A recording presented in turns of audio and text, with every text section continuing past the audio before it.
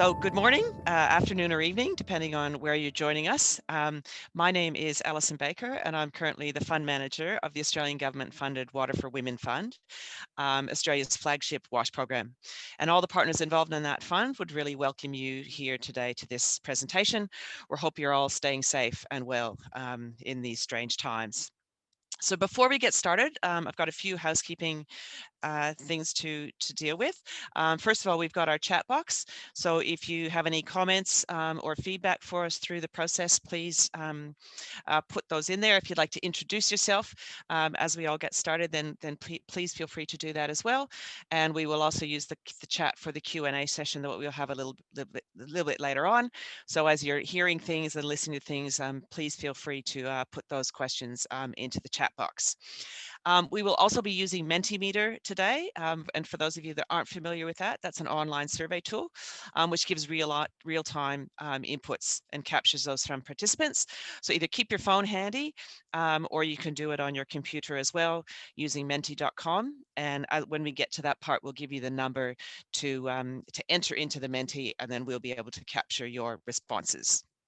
And finally, to ensure greater accessibility for this session, we have live transcript available, and the instructions for doing that are shown on the screen here. And we will also be capturing a recording, but this will allow you to actually follow the transcript as we go through. So hopefully that's useful to some of you. To start with, I would like to follow through with a bit of an Australian tradition, which is an acknowledgement of country. So that's acknowledging the traditional custodians of the country throughout Australia and their connections to land, sea and community, and pay our respects to their elders and leaders, past, present and emerging, and to all Aboriginal and Torres Strait Islanders people here today.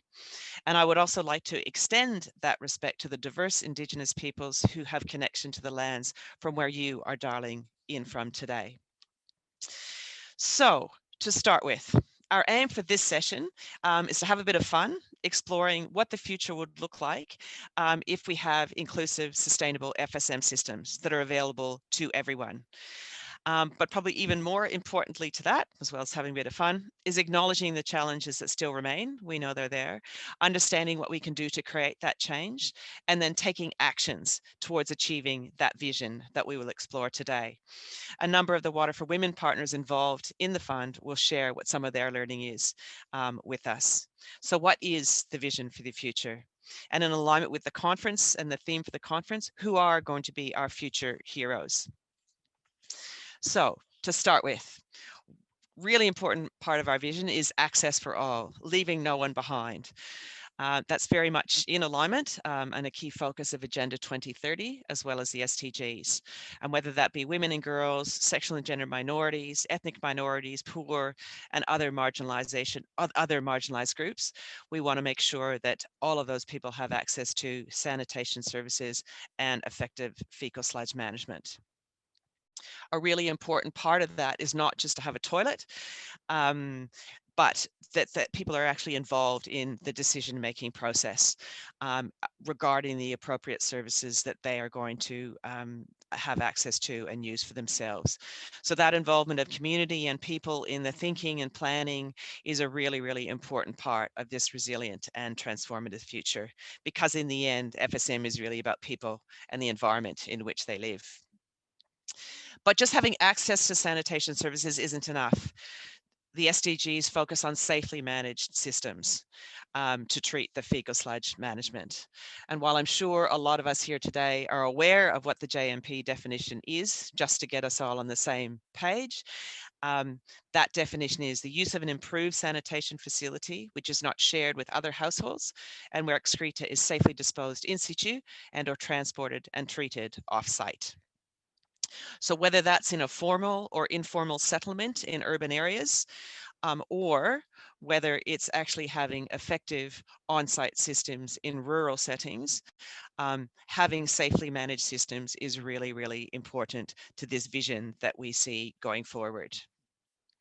But it isn't just about technology and infrastructure. Again, it's also about people, keeping them safe and making sure that they have safe work practices as they're dealing with fecal sludge management. But again, that's not enough either. It's really important that we have the commitment and investment to actually make this vision happen. That commitment is not just from any one individual or any one organization. It needs to come from households and it needs to come from communities. And they need to be working together to achieve this vision.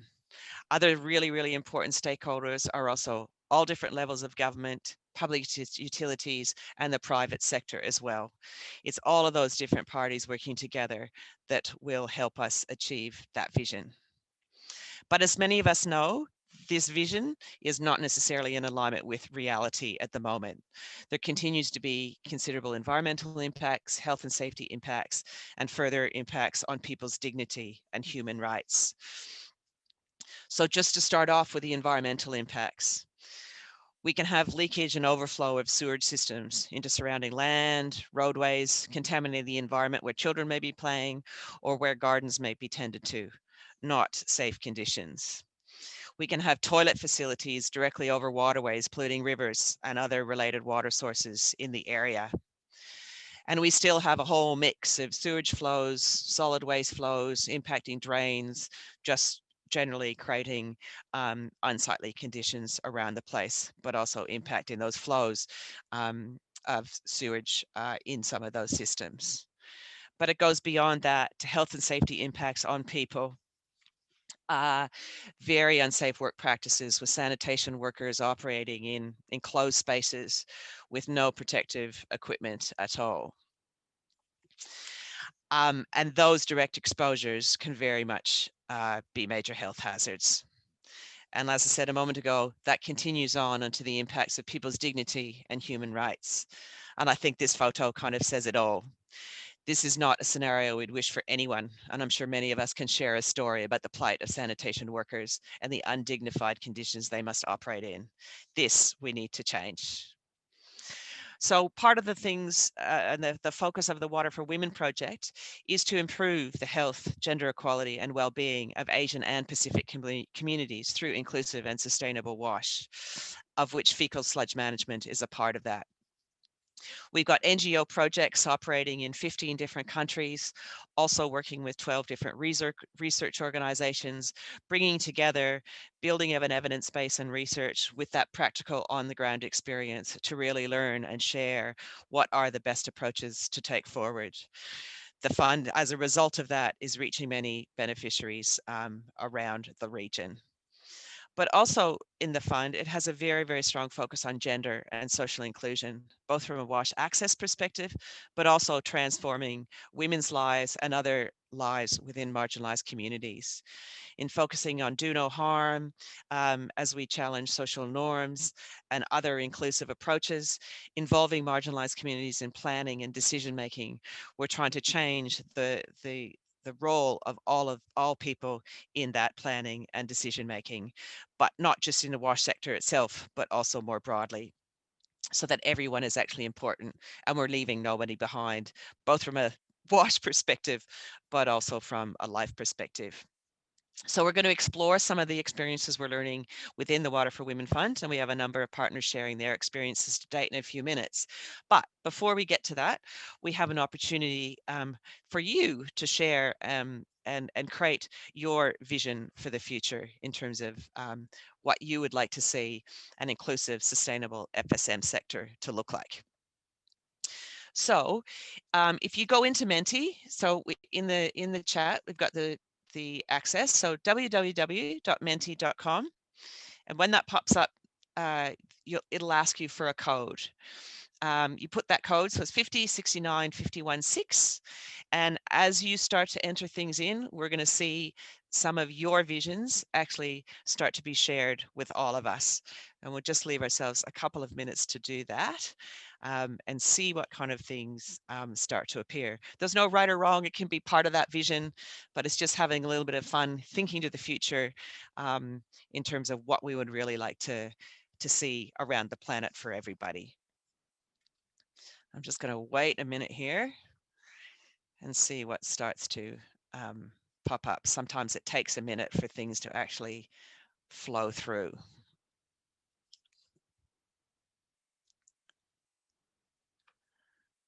being a bit slow at the moment, or people are thinking.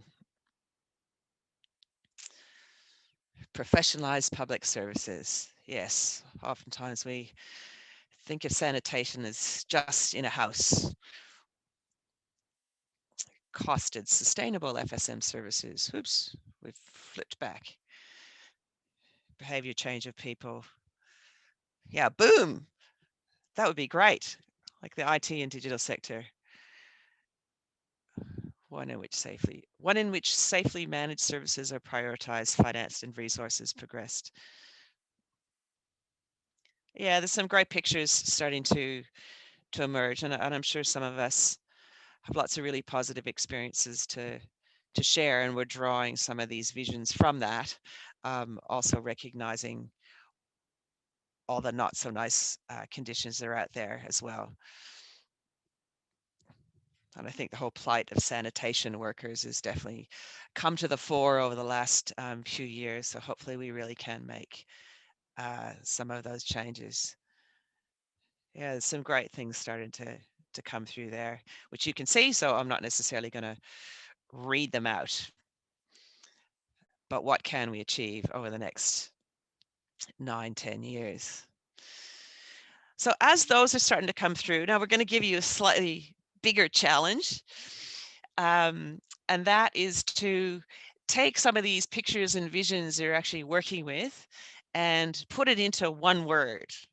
So we want to try and create a bit of a Menti word cloud, in terms of, when we put all these different visions together, what are some of those key words that actually start to jump out at us? So I've got a team working in the background. Yeah. So this is your chance to capture and think about what that one word could be in terms of that vision for the future. I'm just going to leave that for a moment. It's going to check and see who's introduced themselves as we've gone along. I know this one's quite a hard one to try and get it all into one word.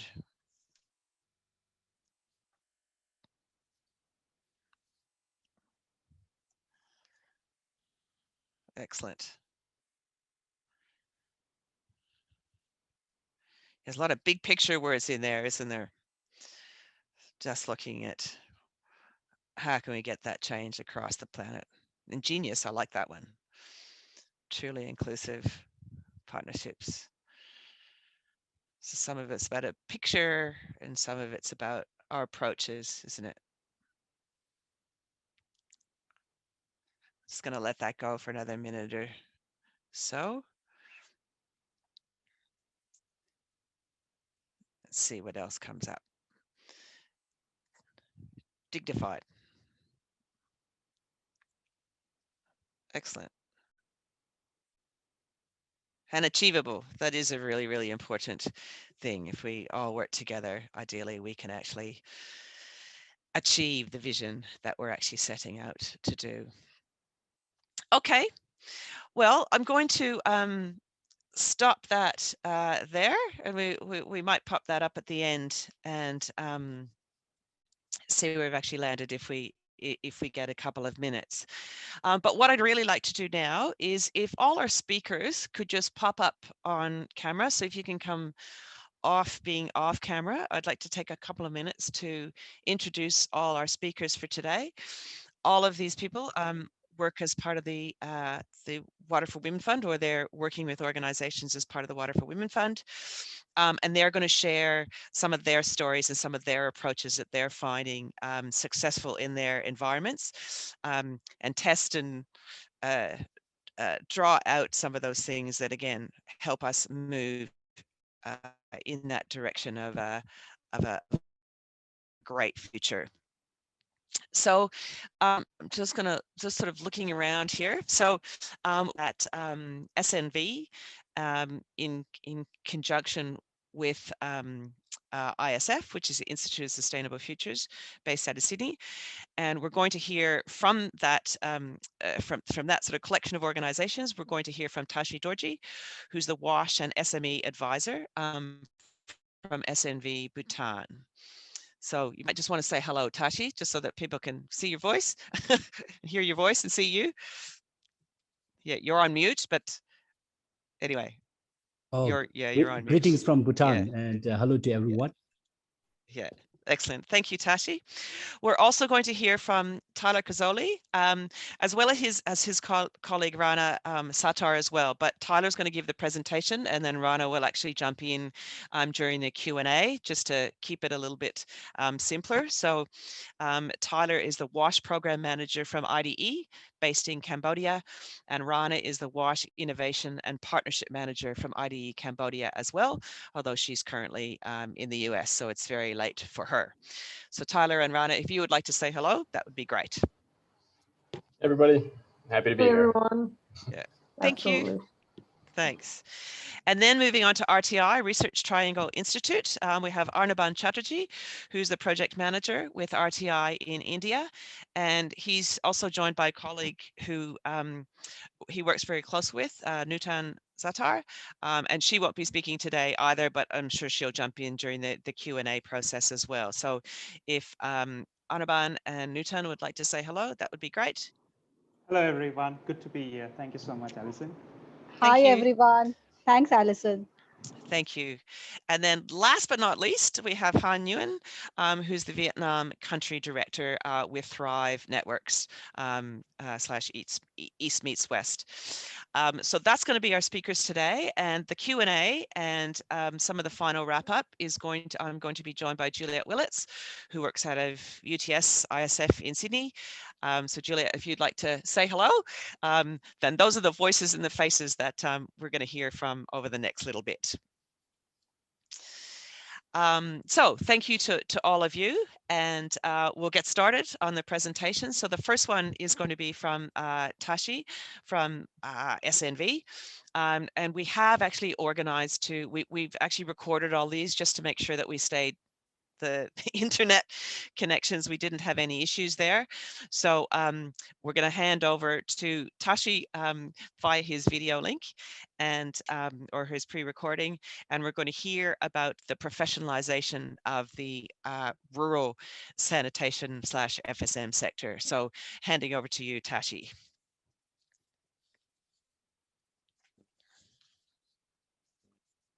Hello and Kuzu Zampula to everyone. My name is Tashi Dorji and I am the WASH and Private Sector Advisor in SNB Bhutan. It's such a great pleasure and honor for me to share the vision of our rural sanitation services and in smaller district centers. Very often in the rural areas, since the responsibility of sanitation is devolved to the households, the focus is on the total sanitation to end open defecation rather than safely managed services. Therefore, our vision is for a professional sector with regulations in place supporting citizens and planning for resilience. There are three key things in our vision: professionalization of the rural sanitation sector, informed citizens, and resilient services. By professionalization of the rural sanitation sector, it's not only about achieving total sanitation or open defecation free, but rather a change in mindset for achieving higher standards. This requires capacities of stakeholders at all levels, having clear roles and mandates with better trained staff, effective regulations and monitoring systems in place,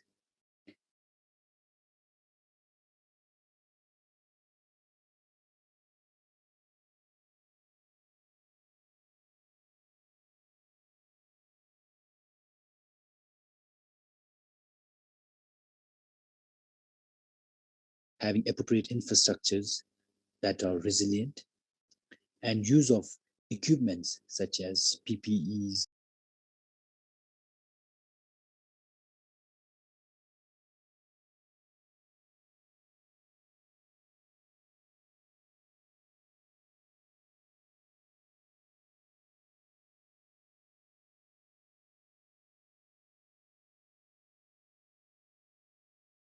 And the tailored solutions and approaches are all based on using available data. Example in Bhutan's context, beyond ODF, data was used to inform rural approaches to understand access to safely managed. The result from the Sustainable Sanitation and Hygiene for All survey indicated that 78.5% of fecal waste was being safely managed. That's mainly because of the approach in promoting single leach pit, upgradable to an alternating twin pit, seen as a lower risk options. The understanding was then translated into development of national guideline for fecal sludge management and updated behavior change communications. Beyond the triggering demand in the communities, sanitation service providers, including private sectors, need to ensure that citizens understand the full service chain and also how to manage their facility safely. They need to be informed as there are issues related to fecal waste either not safely contained or not safely emptied. Example, in mountainous and remote areas, the cesspool truck services is not at all a practical solution. An appropriate technology needs to be promoted, and equally capacity and skills of village masons in constructing such toilets. Dissemination of information to households through simple pictorial DIYs on safe containment and pit emptying. The use of protective gears and is important while carrying out the services, and also on is availability in the market. Citizens are aware of the regulations and standards. We are happy that Bhutan is the only carbon negative country today. Yet we experience water sources drying up, scarcity of water issues, flash floods and landslides causing damages to infrastructure and disruption on the wash services. Overwhelmingly, as you can see from the picture, the household's technology of choice is poor flush. And increasingly, there are areas with water scarcity issues. Vulnerable and marginalized groups are more susceptible and disproportionately affected by climate change impacts. Our vision is to recognize these issues and the vulnerability of the marginalized groups, reinforce the implementation of pro-poor support mechanisms and strategies, already think about climate resilient hardware and technologies through combination of local and outside scientific knowledge, and ensuring an inclusive decision making and governance arrangements are in place. So in a nutshell, this is our vision for rural sanitation sector, a professionalized sector with citizens fully informed and having plans for resilient services. Thank you so much for listening and have a great day.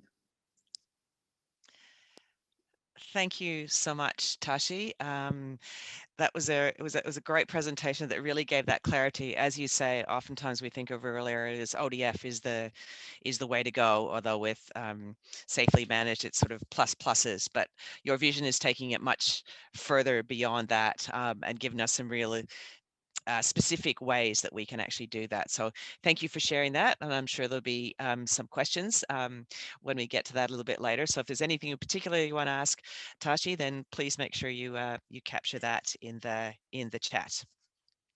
So we're going to stay in the rural context at the moment. Oftentimes when we think of FSM, we think of the urban area. So we thought we'd start in the rural area. So I'm going to hand over now to Tyler.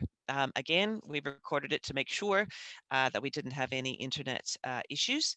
So I'm going to hand over to Tyler, who's going to explore more the sort of the market side of things and how we can develop a supply chain with respect to FSM and those kind of facilities, and in doing so, really build on the entrepreneurial spirit in some of these countries. So handing over to Tyler.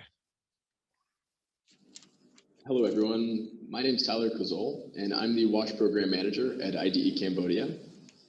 If you don't know IDE, we do market-based development. Our mission is to create income and livelihood opportunities for low-income rural households. We say that we're powering entrepreneurs to end poverty. We work in 14 country programs around the world, with programs in Africa, Asia, and Latin America, and we work in WASH, agriculture, access to finance, and climate resilience. In Cambodia, our WASH program is called the Sanitation Marketing Scale-Up Program. And one of the core things that we do here is human-centered design. We do deep user-centered research to identify motivations, barriers, constraints for why households do or don't invest in sanitation. We then use those insights to develop low-cost, aspirational products, and we support businesses, we train them to be able to produce them, to install them, to deliver them, and we also support them to learn better about business in general and manage their business more sustainably in their own right. We have sales agents that we deploy at the same time, and these sales agents are going around the country and conducting presentations, generating demand for these products. When an order is made, the sales agent will send that order to a business, and the business will fulfill it, deliver it, and develop a relationship with that customer. This is how we do behavior change, and it's how we catalyze a market here. So IDE has been doing sanitation marketing in Cambodia for nearly 12 years now. And when we arrived, sanitation coverage was around 23%. Now, sanitation coverage is around 78%. And so the basic sanitation market is drying up quickly. We know that. Unfortunately, also that means that latrine pits are filling up quickly. And we know that in order to secure any gains that we've achieved through an increase in sanitation coverage, we need to safely manage what's in these pits now. If not, we're going to be risking a backslide in public health related gains that can disproportionately affect the most vulnerable households. So one of IDE's solutions to this is the alternating dual pit product. What happens is when a business will arrive at this household, they'll first mix in hydrated lime to that full first pit. This helps kill pathogens and reduces the risk that any household is going to be exposed to them. After this, we disconnect that old pit and install a new one, but also we install this pit gauge product inside, which has a visual indicator to help households identify the level of sludge within their pits and really react proactively rather than reactively to their FSM situation. After this, we advise the household to not empty that old pit for as long as it takes, ideally, at least until that new pit is full. After this, which we expect takes between 2 and 5 years, a household should be able to empty that pit and should be able to do it more safely and use it for agriculture or just bury it. We have sold now 13,000 of these products in rural Cambodia, and we do intend to conduct follow-up research about whether or not these pits are operating the way that they should and whether or not households are behaving as appropriate to make sure that they're being safely, their waste is being safely managed. So a last note on behavior and FSM. At IDE, we're behavioralists. We use human-centered design and focus on behaviors to give us hints about opportunities in the future to increase public health gains. And two behaviors that we've seen lately have been households putting holes in the side of their pits, their full pits to let wastewater drain. We've seen this more and more lately. We also see households more and more opening their full latrine pits during floods to let that floodwater carry their waste out. We know, due to a survey that we conducted in 2019 with over 1,500 households, that households who practice these two unsafe behaviors are much more likely to live in climate-vulnerable, flood-prone areas. On a national level, these are among the most vulnerable households, and they're only going to become more and more so as climate change worsens. So what this tells us is that in order to truly leave no one behind with health improvements related to improved sanitation, additional focus needs to be put on feasible and affordable technological and behavioral solutions in challenging environments. So this is our vision, that context-based combinations of behavior, accessible products and services, and market-based delivery channels can increase the accessibility of FSM in rural areas. If you're curious to learn a little bit more about that research I mentioned, we do have a poster presentation at this conference as well. So a bit of a shameless plug, but feel free to check that out. Thank you very much. Thank you, Tyler, for that great overview of what you have done in Cambodia. And I'm interested, we might explore some questions later as to how you might transfer that to other places.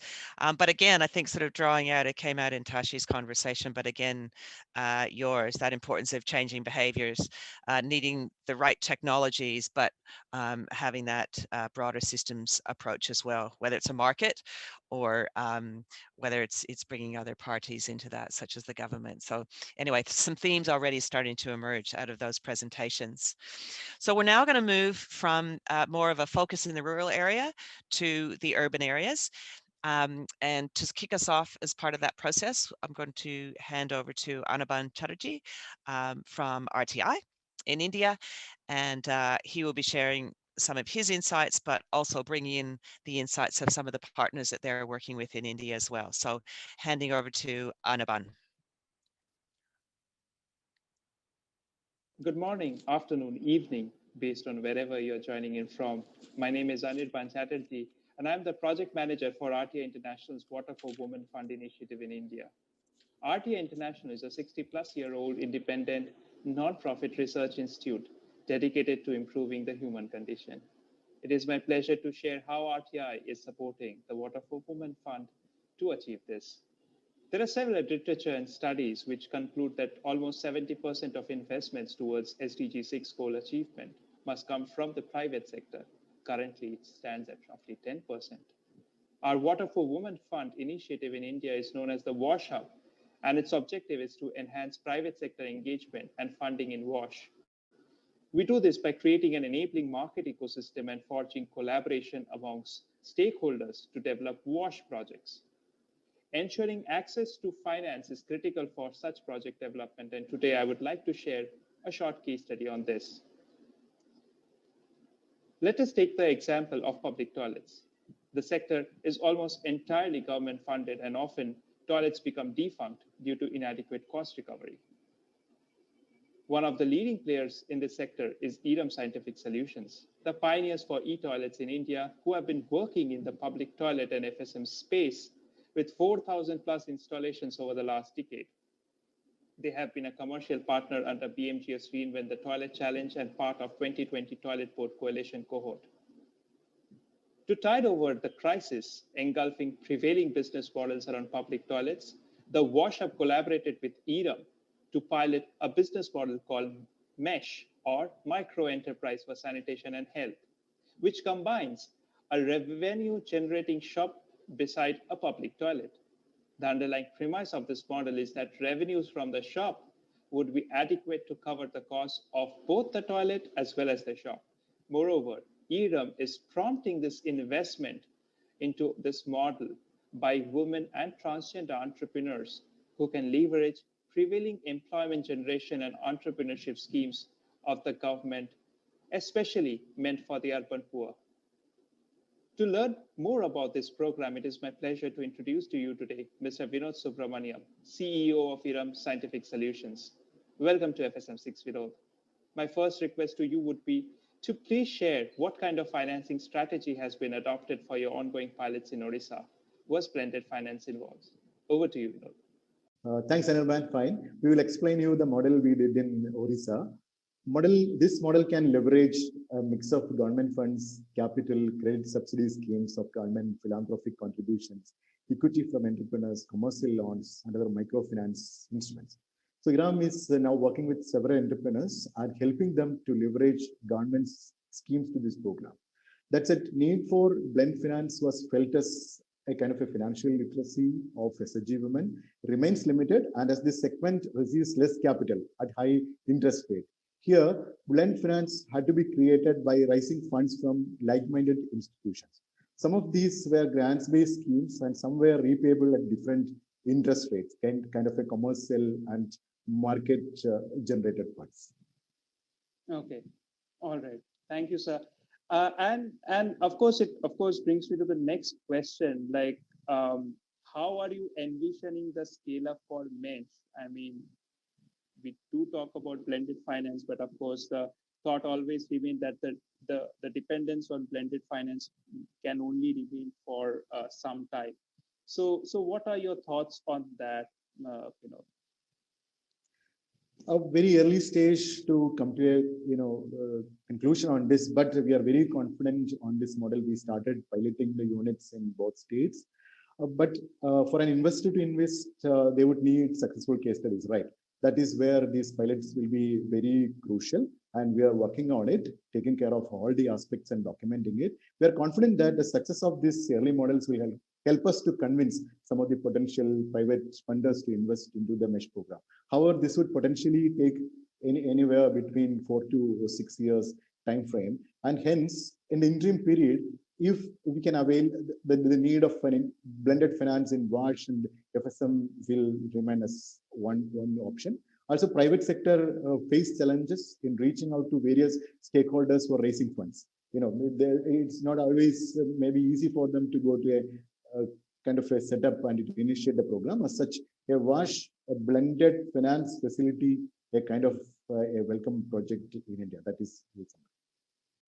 Thank you, Vinod, for sharing your perspectives. From all of us here at FSM 6, we wish you and the entire EDOM team all the very best.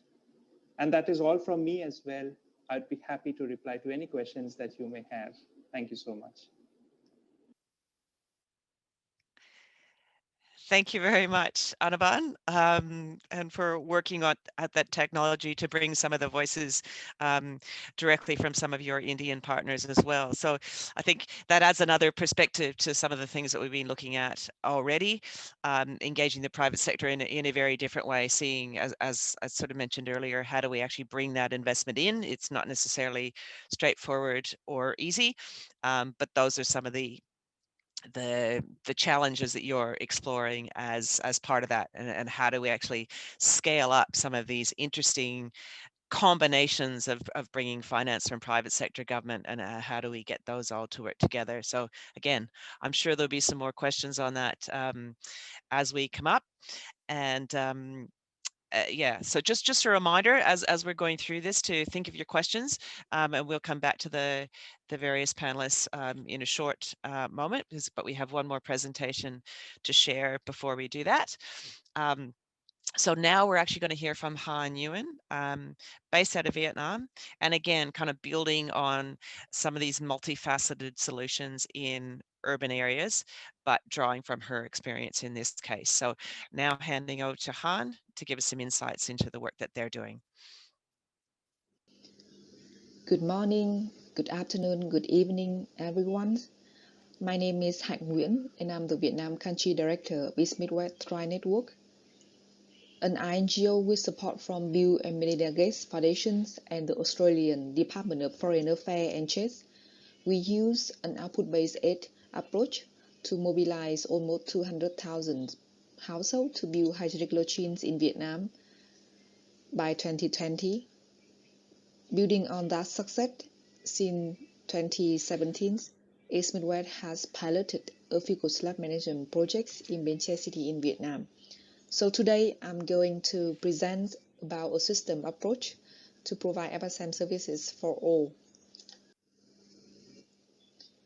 Our visions for a more inclusive, sustainable FSM sector by 2030 is that we need to implement or develop a system approach which involve local government, community member, and private sector service provider, which then create an enabling environment with economic incentive for FSM services while supporting and including the most vulnerable households.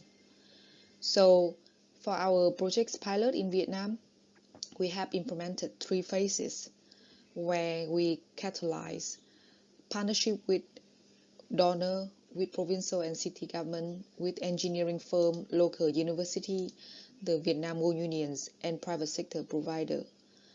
The result of this partnership is the first fecal slab treatment plant in the South Vietnam, which was co-financed by the provincial government. as you can see from the photo here. So government remain an important regulator of not only financing but also the health and environmental implications of FSM services. So in these projects, we work closely with the government to assess the cost of the city-wide services for FSM, while supporting and how we can identify pro-poor approaches from perspective of affordability and accessibility. And then we need to examine different cost structure for service delivery model with different options to help government to select the most optimal model. And last, we need to set up with government the service fee and subsidy scheme that can help underserved household group afford with different service options. So community engagements, we need to make sure that the community members are engaged as consumer of FSM services, and that can help government in designing effective regulatory conditions and reach the poorest of the poor. In these projects, we work with the Wool Union member to engage the community, educate household customers about FSM, and connect them with the service provider. Leveraging existing private sector provider will provide on-the-ground network for service delivery with minimal effort of government part and play an important role to ensuring cost-sustainable service model. Engaging private sector also can help stop illegal discharge into the environment of the fecal waste that's still happening in Vietnam. Last but not least, strengthening operations and maintenance capacity is very important to sustain the services. We will support the city government to develop a standard operating procedure for the whole sanitation service chains, which include guidance on health and safety of sanitation workers. So we work closely with the public utility who also the treatment plant operators and make sure that they are build capacity on O&M as well. With these key activities and partnership of a system approach that we just presented, we believe that we can create an enabling environment with cost-sustainable FSM services while supporting the most vulnerable household.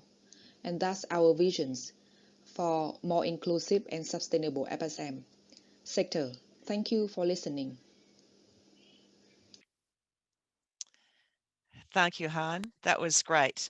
And again, building on that whole systems approach, in particular in the urban environments and how all those pieces need to fit together to create that enabling environment. And again, that importance of engaging communities, but also building on that role of the private sector as well as building capacity within the sector. So we've heard a whole suite of different approaches, very insightful. So thank you to all of the speakers for putting those together and sharing each of your visions.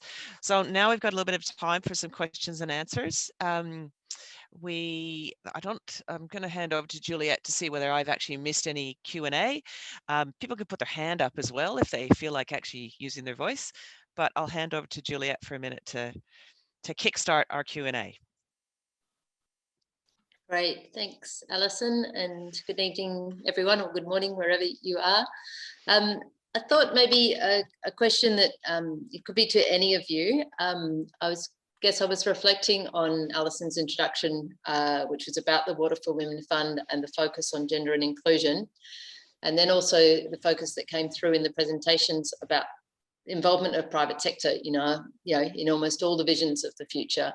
And I'm just interested if any of you would respond on how can we support greater gender equality and inclusion in working with private sector specifically. So are we working with both women and men?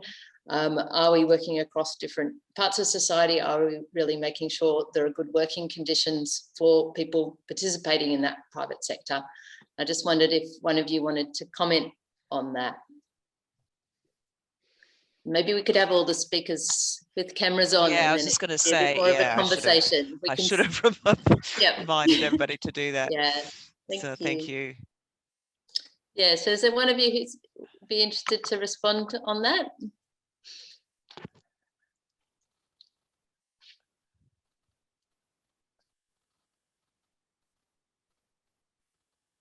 You're going to wait for each other. I can go first, Juliet. Okay, Anaban can go. And then, yeah. Thank you. I'm not going to pick on somebody. Go, Right. Anaban. So I'll just give and talk about the example that we presented on ERM. And one of the things over there, what we did is over and over, what we are seeing is there is increasing recognition for gender equality in WASH. And there are government schemes which are really coming up to promote them. But what was very interesting in the case which we piloted in Orissa, the government themselves identified the transgender help group who would be running the MESH program over there, and they were very keen to fund it from their district mineral fund, which is a corpus they retain for developmental activities in that particular region.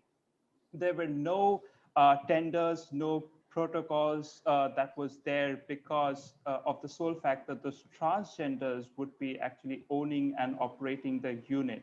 They realized that this would be a path-breaking initiative for the state government. So whenever given the option, I think the government also does come forward and promote such business model, which give a lot of power and voice to the marginalized. So that's what the learnings we had from over in India. Great, thank you. That's quite inspiring in terms of a vision of how things could look different to how they are today. Does anyone else want to add? Just to share some of the experiences from Bhutan as well, in terms of how we try to ensure that given equal opportunity to everyone. And here in Bhutan, what we do is we are trying to see and explore how women could equally participate in the construction of toilets, for example. And realizing that they play a very important role, because often in the communities, the women used to stay in the house. They look after the family, and also ensuring that if there are any disabled family members in the household, they are the ones who make sure they take care of them. And targeting the masons training that we carry out, the construction of the toilets. When they realize that this training benefits them, then they try to have a toilet technology which can come closer to their households.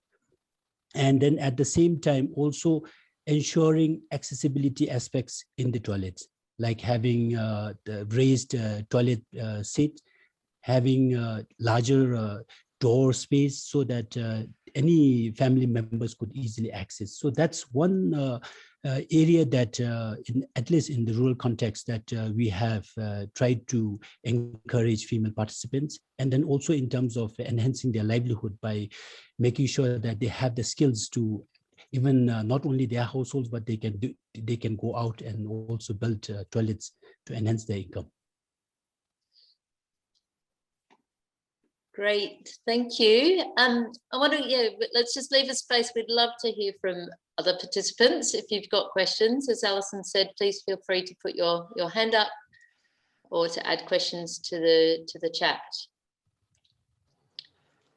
Julia, just sorry, real quick, I do want to tap in briefly on your question about private sector women's engagement. Yeah, go for it then. Yeah. So I mean, in our experience, most of the WASH enterprises that we'll deal with, and I believe this must be true everywhere, most businesses are small and medium-sized enterprises. Most WASH businesses are small. Most of them are family businesses, and most of them have a role that the female partner in the business is playing. In Cambodia, we see that all the time, and by deliberately focusing on those female entrepreneurs, I mean, we've seen a lot of a lot of really inspiring stories start to come out.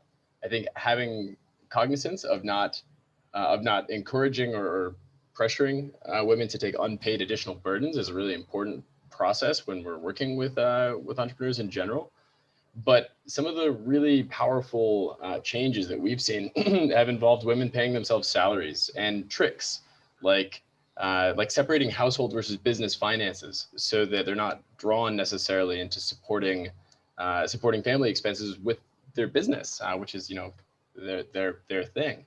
So really, like, there are tricks that one can use to be able to give more decision making to oneself in these kind of contexts. And I think being clever about that, but also cognizant of unequal burdens that already exist, those are some important things to be thinking about. So in short, small, medium-sized enterprise support, but cognizance of the power dynamics at play. Yeah, I would like to say something about that question as well, if you don't mind. Sorry, did you finish, Tyler? Yeah, so for your question, Juliet, I think it's very important for us when we start doing planning and design for projects, that we have to look at the context and you know, using the political economy analysis to understand about different motivations and barriers for different stakeholders, especially about gender equality in you know, in the community engagements for like providing service to the poorest of the poor or the most marginalized group in the communities. So I think when we look at that, we have to identify what is the most appropriate, like pro-poor, you know, approach for that context. So it's very different from city to city or from, you know, community to community. So we have to understand about you know, different you know, conditions and advantages of different groups. And when we come up with that stakeholder analysis, we think, you know, in our you know, sphere, like the institutional sphere in Vietnam, we have to think about what is the most influential change agents for our interventions, and make sure that we have a long-term outcomes from the activity and the interventions, even after the project end. So, so in our context, we identify women unions member is the most appropriate and most, you know, powerful and most engaged in environmental sanitation for community development. So that's why, you know, you can try to think about what we can do best in that situations, and also like engage the community, but also like we have the top-down approach as well when we look at the regulatory conditions for FSM service delivery to those you know, target group which is underserved in a very remote and not accessible areas. For currents like making you know, the chucks and the private sector is working on now. So it's a quite complex exercise, but I think it's very inspiring in a way that, you know, you can think about how we can look at the gender equality as an issue, not only an issue, but also a solutions for us to you know, take advantages of that aspect to create changes in the community and create some voice, you know, from the bottom up as well. So not like solving a problem or issue, but like empower women to become a key actors in that context as well, to solve the problem. Yeah. Great, Hang, thank you. So Alison, there's a couple of questions in the chat box. We got time? Yeah, I think let's take a couple of those, and then we'll go into the breakout groups. So there's the one. There's one about a pit gauge. Yeah, let's go with that. Yep, just something. Yeah. Do you want me to read the question? I'll read the question because you were facilitating the other bit. So this is for IDE. Just from a sort of technical and knowledge sort of perspective. So just in terms of the response to the pit gauges in the households, is there demand for it, or is that something that was you sort of thought was a good idea and then sort of promoted it? and are seeing how valuable that is. And I guess just getting that sense of how aware households of the volume of sludge in their pits, and who in the household generally knows that information, just to bring sort of some of that gender piece into it. It's a very good question, and there's a lot of issues in there. But anyway, over to you and for a response on that. Sure, I'll take that from the IDE side real quick. Yeah, great. So in terms of the pit gauge, just to clarify here, yeah, it was originally put in as a functioning like a visual alarm clock, kind of signaling for households when their pit is approaching for capacity, and to understand, you know, really to be a visual reminder for everybody to kind of pay attention a little bit more, and be more drawn to wash FSM in a general sense. In terms of kind of moving forward and understanding deeper about how these households are actually, how much they're paying attention to it, and how much they're actually, you know, if it is kind of promoting additional, actually switching, for instance, in the alternating dual pit from one pit to another. We are currently in the process of finalizing kind of our a research study that will be conducted in the next year to really understand both the efficacy of the alternating dual pit, as well as in particular some of its components, including the pit gauge, and how the behaviors of the households towards both say, you know, actually alternating between the two pits, as well as you know, looking at the pit gauge, understanding that level. It all kind of connects together, really. But yeah, to kind of sum up, it has drawn attention. It's something that is out there that you know, we definitely explain through sales agents what the functionality is, and how households have been kind of in terms of studying a little bit more about that behavior. That's kind of the next step with more research on the ADP. So stay tuned for more results, hopefully in just a year. So next FSM6 potentially. Thanks. Great. Thanks, Rana. And we're about to move into the breakout rooms, and I want to leave time for people to do that. But just I'm going to sort of paraphrase very quickly. There's another question on this pit gauge thing, seems to be creating a bit of interest. Was that included in any subsidy, or is that something that the households had to cover themselves? It was just, I'm really paraphrasing the question down, but I guess they're just exploring the sort of the affordability piece of that. Was that included in the subsidy that was provided? So we provide subsidies for kind of the basic latrine model, the easy latrine, as well as soft shelters, which are kind of that first step of having towards a permanent shelter. The pit gauge is currently part of our alternating dual pit, which is not included in the subsidy sales. But, you know, in a sense, that is also of itself a component that LBO, latrine business owners, have on hand and can sell individually in the future as kind of a direct, yeah, kind of a separate model moving forward. But yeah, that's about it. Okay, thank you. All right. Well, we really want to give everybody a bit of a chance to have a discussion together and explore some of the things that we've heard and next steps. So we're going to break up into groups, 4 different groups. So it'll be, I've got somebody in the background actually doing that. So there'll be about anyway, it doesn't matter how many in each group, but just give you a little bit of a chance to, yeah, just look what struck you in these presentations. What do you think are some of the biggest gaps in the sector that are preventing us from actually taking those next steps? And then what are those things we can actually do, those sort of no regrets pieces. So we've set up a mural and we'll put that in the chat that you can actually go into and put your ideas and thoughts in there. What's most important in this section is you actually get some of that discussion happening. If you can capture, or somebody in your group can actually capture some of those things, then that would be great as well, because that's something that we can come back and share. We're not going to have report backs. the important bit of this next section is to have some of those discussions, but we will come back and get a bit of an indication of what you're inspired to actually do next. So I'm going to stop talking, and the powers in the background are going to put you in a group, and yeah, just really enjoy having a conversation amongst each other about where we can actually go next. So I'll stop M, and you should have something pop up in front of you, join, and click on that, and that will send you where you need to go.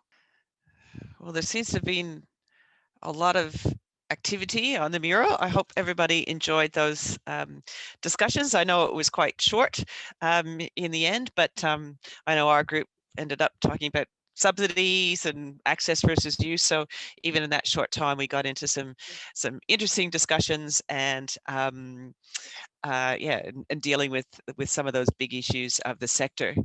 So we've just got sort of a few minutes left. We've got a couple of things that we really want to do. I can see in the mural there's some activities and no regret steps that people are already starting to actually think about. But as we start to close the meeting, what we thought we would do is again have a bit of a Menti that's a little bit easier for people to see.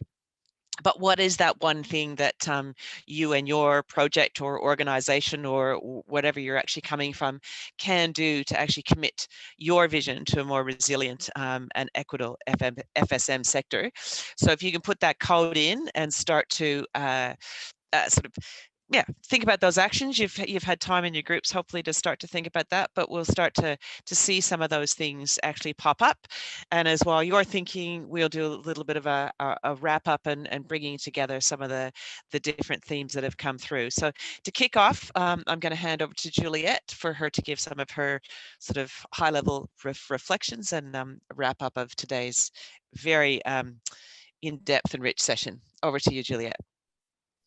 Great, thank you, Alison, and thanks to the participants, the ones in my group and the wider session. So I think if I reflect back to the speakers and some of the themes of the visions that everyone's looking for, it's about equality in terms of ensuring affordable services to all, ensuring equitable participation in private sector roles in the sector.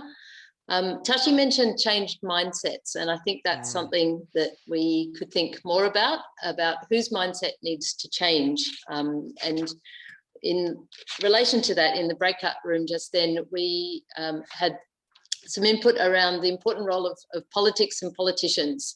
And often we forget to talk about that, as very technically minded people focus more on what needs to be done in terms of whether we have a pit gauge or not, and perhaps on participation. But we're talking about that if we want affordability and we want FSM private sector who can earn money and earn a sustainable living, we need appropriate policy and regulatory settings, and we need politicians who will support tariffs that do help cover costs.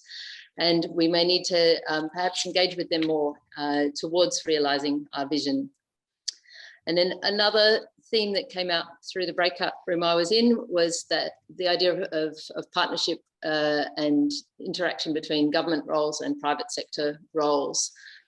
It's not just one or the other. We need both to realise outcomes, and I think we heard that quite clearly in Hung's presentation, where she talked about a systems approach to achieving a vision of sustainable FSM. And lastly, I want to circle back to the theme of resilience that came out in the opening presentations from Tashi, and I think also from Tyler, about the poor and the vulnerable, and that climate change is with us and that we need to give more focus to that. Things are only going to be more difficult for those parts of the population, and unless we give more attention both to the technical solutions in those kinds of areas and also to the financial and economic solutions, then those people are going to miss out. And so in line with the overall theme for this session of transformation and leaving no one behind, I think we really need to keep those climate change impacts at the forefront of our attention. So over to you, Alison, if you want to reflect on some of the actions coming through and close things up? Yes, we'll do. And just a couple of points just to add to what you've just said as well. There was a couple of kind of one-liners that sort of came out through that I thought were really insightful as well. I think it was out of the IDE presentation, sort of powering entrepreneurs to reduce poverty. So really, again, that sort of inclusive side of things, and it was Han that then reflected on, like, let's not actually have gender and social inclusion as an issue. It's actually part of the solution. And I thought that was a really interesting way of coming back to the changing mindset side of things. It's, you know, why does it need to be a problem?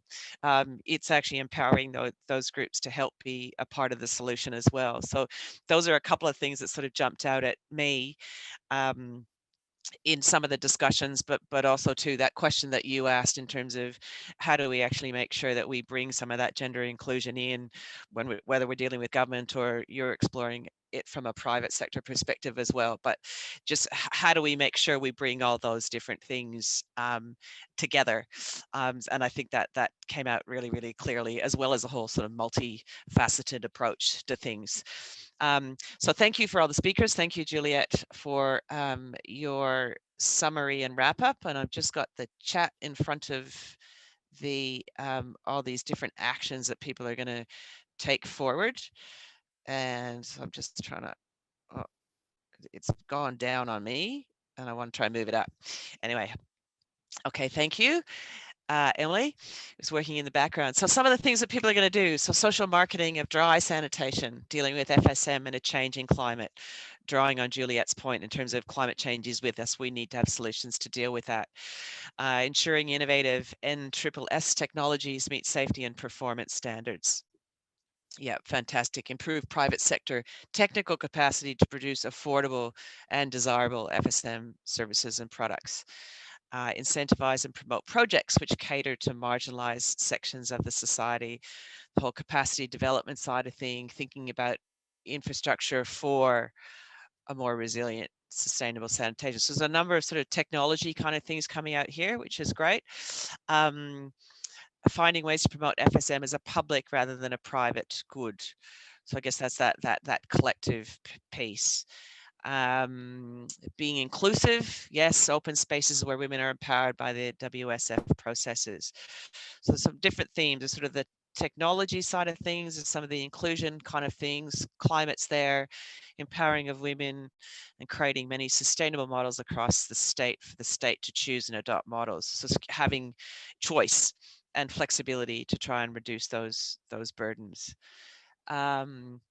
Okay, there's some great things in there. A lot of them are a lot more sophisticated than I thought we might actually come out of the short time that we've actually spent together. But I know a lot of people on this call have been thinking about this area for a long time and how we start to gain some momentum and move things along faster than perhaps we have to date.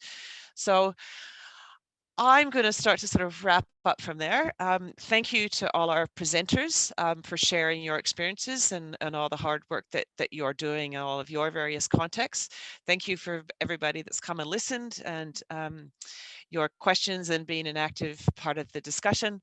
And I hope everybody's had a little bit of fun. As Juliet said, we often sort of get bogged down or we're focused on our technical problems or whatever issues that's in front of us, but giving us a little bit of time and space to sort of step outside that, think about what we would like to see at the future, and then start to create those actions that we can actually apply in our day-to-day work to actually take that forward. So a big thank you to everybody. I hope you have a good evening or day or afternoon, depending on where you're coming from. But thank you again for coming to join us. And if you want to know anything more about sort of Water for Women, or in particular some of these projects, we do have a website that you can access through as well. And many of us are actually at the conference, so feel free to come and ask us any questions as well. So again, thank you. And for me, it's a good evening, but good day. And thanks again.